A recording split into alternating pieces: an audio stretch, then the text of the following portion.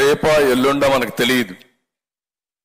నిన్న మీరు చూస్తే అక్వా ఏదైతే కంపెనీ ఇప్పుడు మనం మాట్లాడుతున్నామో ఆ వ్యక్తి కోన వీరభద్రరావు, సంధ్య అక్వా ఎక్స్పోర్ట్ పేరుతో వచ్చింది. ఇది అతను వైసీపీ నేత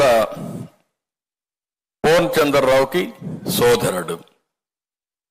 వీళ్ళందరూ కలిసి బలవంతంగా చేశారా, ఏం చేశారు నాకు తెలియదు.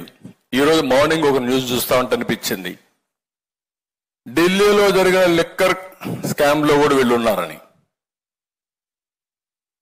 అది వాస్తవం లేదా సిబిఐ తేల్చాలి. అంటే ఏ విధంగా పోతున్నారు. ఇంకొక పక్క మీరు చూస్తే ఎంత బరిదెగిచ్చారనేదానికి ఒక ఎగ్జాంపుల్ మొన్నే చాలా బాధ కలిగింది. ఏపీపీఎస్సీ 2019లో టెండర్లు పిలిచి నేను నోటిఫికేషన్ ఇచ్చాం. దాంట్లో డిప్యూటీ కలెక్టర్స్ అండ్ ఆల్సో డిఎస్పీల పోస్టుల కోసం అవన్నీ కూడా ప్రాసెస్ చేస్తే మామూలుగా ఇవన్నీ కూడా కంప్యూటర్తో కరెక్ట్ చేయకూడదు, మాన్యువల్గా చేయాలి. ఫస్ట్ టైం కంప్యూటర్గా చేశారు. అది కరెక్ట్ కాదని కోర్టు స్టే చేసి ఆ కోర్టు మళ్ళా డైరెక్షన్ ఇస్తే మాన్యువల్గా చేశారు. ఆ మాన్యువల్గా చేసిన తర్వాత ఫస్ట్ చేసిన మాన్యువల్లో వీళ్ళ మనుషులు రాలేదు. రాకపోతే వీళ్ళకి కావాల్సిన వాళ్ళు రావడానికి మళ్ళా సెకండ్ టైం చేయించారు. ఫస్ట్ టైం చేయించిన దానికి ఎవిడెన్సెస్ చాలా క్లియర్గా ఉన్నాయి.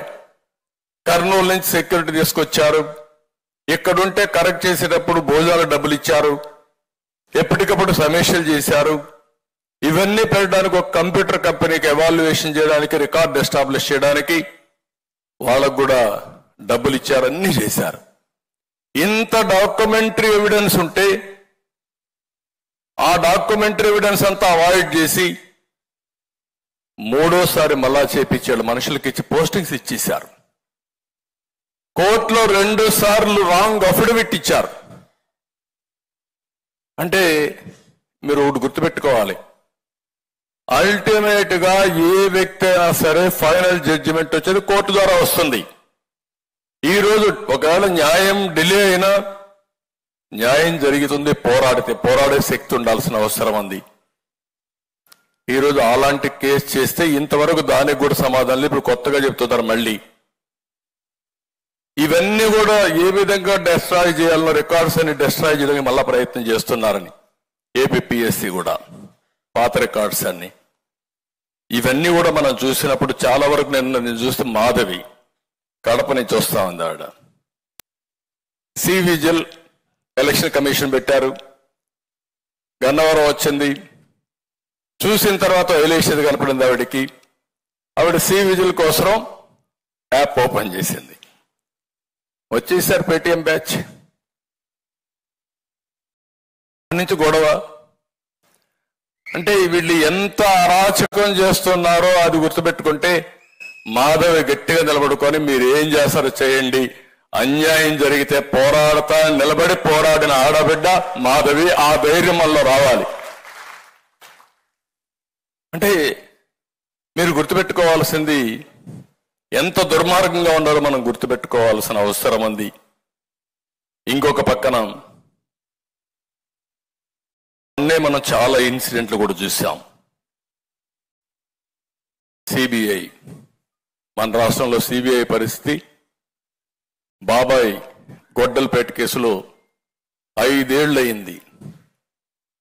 5 ఏళ్ళు అయితే ఇంకా జరుగుతానే ఉంది. ఎన్ని ట్విస్టులు వచ్చాయో చూసాం. కడాన సిబిఐ ఆఫీసర్ ఎవరైతే ఇన్వెస్టిగేషన్ చేస్తున్నాడో ఆయన మీదనే కేసు పెడితే ఆయన హైకోర్టుకు వచ్చి యాంటిసిపేటరీ బెయిల్ తీసుకున్నాడు. Can you imagine? తర్వాత సిబిఐ అరెస్ట్ చేయడానికి వస్తే అవినాష్ రెడ్డిని కర్నూలులో లా అండ్ ఆర్డర్ ప్రాబ్లం వచ్చేస్తుంది కాబట్టి మీరు అరెస్ట్ చేయడానికి వీలు లేదు అని law and order problem create చేస్తే సిబిఐ తిరిగి వెళ్ళిపోయారు. అంటే ఇది ఇంటర్నేషనల్ మాఫియానా?